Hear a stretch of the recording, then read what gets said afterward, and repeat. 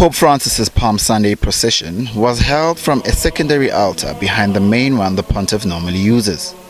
The Mass was attended by only about 24 people, including a few aides, nuns, and a scaled-down choir, all practicing social distancing. The symbolic procession was only several meters long, and a few potted olive trees were brought in. The Mass was broadcast on television and over the internet to millions of Christians. Churches in countries around the world were holding similar virtual services this week because of restrictions on gatherings. Holy Week marks the period when Christians commemorate events surrounding the key tenets of their faith, that Jesus was betrayed, crucified, and rose from the dead. In his sermon, Francis urged his listeners to turn to God in the tragedy of a pandemic. Today, in the tragedy of a pandemic, in the face of many false securities that have now crumbled, in the face of so many hopes betrayed, in the sense of abandonment that weighs upon our hearts, Jesus says to each one of us, "Courage, open your heart to my love.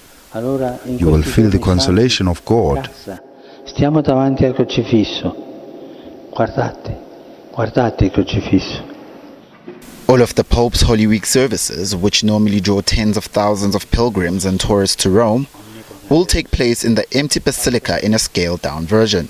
The Good Friday way of the procession, which normally takes place around Rome's Colosseum, will instead be held in the relatively small atrium of the Basilica.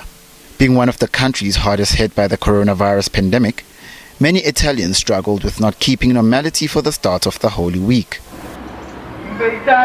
In Perugia, thanks to loudspeakers, Father Romano addressed his Palm Sunday procession to dozens of faithful who listened to the Mass from their balconies and windows, holding olive branches. Romano's intention is to keep celebrating the Mass every week unless further measures are introduced to combat the coronavirus. I have to admit that there is a need for physical contact between us. I mean, in a human way. The people were happy, as far as they told me. Even a few elderly people contacted me to thank me. I said to them, "Thank God who is giving us this chance.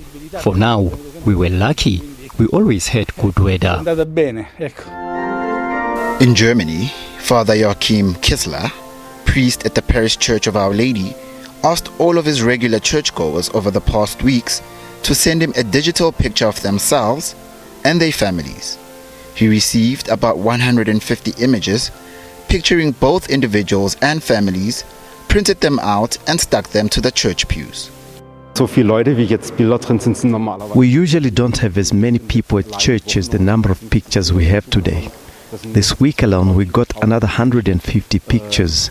That makes more than 1,000 people in the pictures, and that number would just not fit into the church unless they stood up.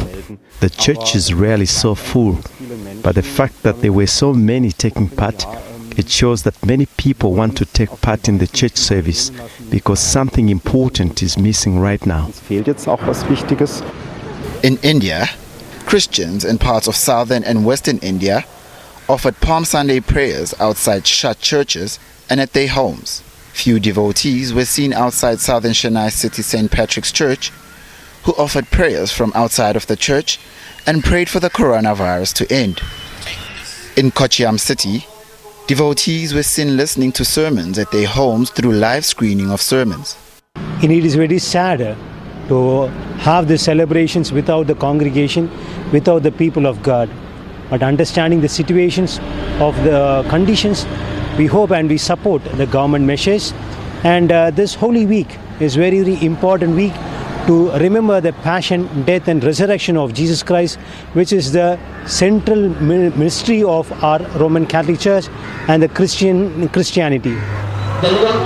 In the Philippines, priests stood on trucks and went around over a dozen different neighborhoods in order to avoid large gatherings and huge crowds in churches.